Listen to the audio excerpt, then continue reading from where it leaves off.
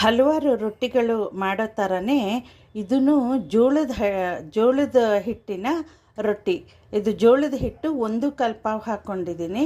ಆಮೇಲೆ ಒಂದು ಸ್ವಲ್ಪ ಕ್ರಿಸ್ಪಿ ಬರೋದಕ್ಕೆ 1/4 ಪಾವಷ್ಟು ಇದು ಉಪ್ಪಿಟ್ಟಿನ ರವೆ, ಅದು ಹುರಿಯೋದು ಬೇಡ.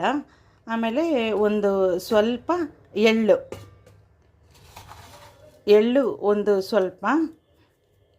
ಆಮೇಲೆ ಇದರಲ್ಲಿ ಸಣ್ಣಗೆ ಹಚ್ಕೊಂಡಿರೋ ಈರುಳ್ಳಿ ಮತ್ತು ಕ್ಯಾಪ್ಸಿಕಮ್ ಸಣ್ಣಗೆ ಹಚ್ಕೊಂಡಿರೋದು, ಕೊತ್ತಂಬರಿ ಮತ್ತು ಶುಂಠಿ ಹಾಗೂ ತುರಿದುಕೊಂಡಿರುವ ಕ್ಯಾರೆಟ್, ಇದು ಎಲ್ಲವನ್ನು ಹಾಕೋದು.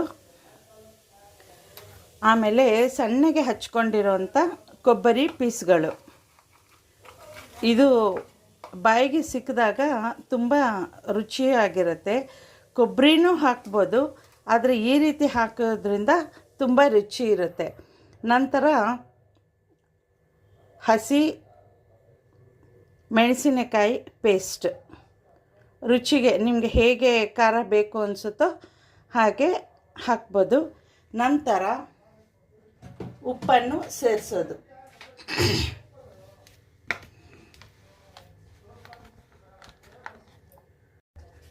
ರುಚಿಗೆ ತಕ್ಕಷ್ಟ ಉಪ್ಪನ್ನು ಹಾಕಿ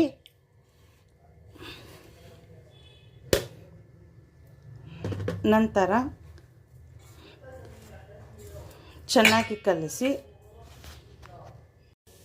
ಹೀಗೆ ನೋಡಿ ಎಲ್ಲವನ್ನು ಚೆನ್ನಾಗಿ ಕಲಸಿ, ಸ್ವಲ್ಪ ಉಗುರು ಬೆಚ್ಚಗಿಂತಲೂ ಸ್ವಲ್ಪ ಹೆಚ್ಚು ಬಿಸಿ ಮಾಡಿ ನೀರು ಹಾಕಿಕೊಳ್ಳಿ. ನಂತರ ಇದು ರೊಟ್ಟಿ ತಟ್ಟುವಷ್ಟು ಹದ ಮಾಡಿಕೊಳ್ಳಬೇಕು. ನಂತರ ಡೈರೆಕ್ಟಾಗಿ ಹೆಂಚಿನ ಮೇಲೆ ಸ್ವಲ್ಪ ಎಣ್ಣೆ ಸವರಿ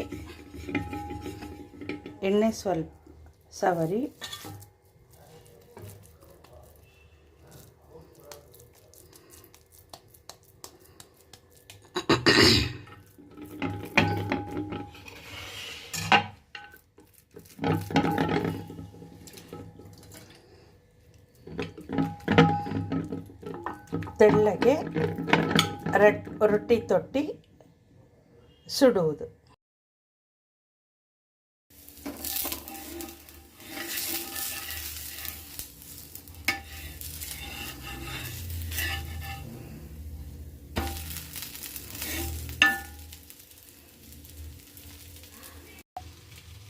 ಈ ರೊಟ್ಟಿಗೆ ಕಾಯಿ ಚಟ್ನಿ ಮತ್ತು ಒಣಮೆಣಸಿನ್ಕಾಯಿ ಹಾಕಿ ರುಬ್ಬಿರೋಂಥ ಚಟ್ನಿ ಮತ್ತು ಈರುಳ್ಳಿ ಚಟ್ನಿ, ಈ ಕಾಂಬಿನೇಷನ್ ತುಂಬ ಚೆನ್ನಾಗಿರುತ್ತೆ.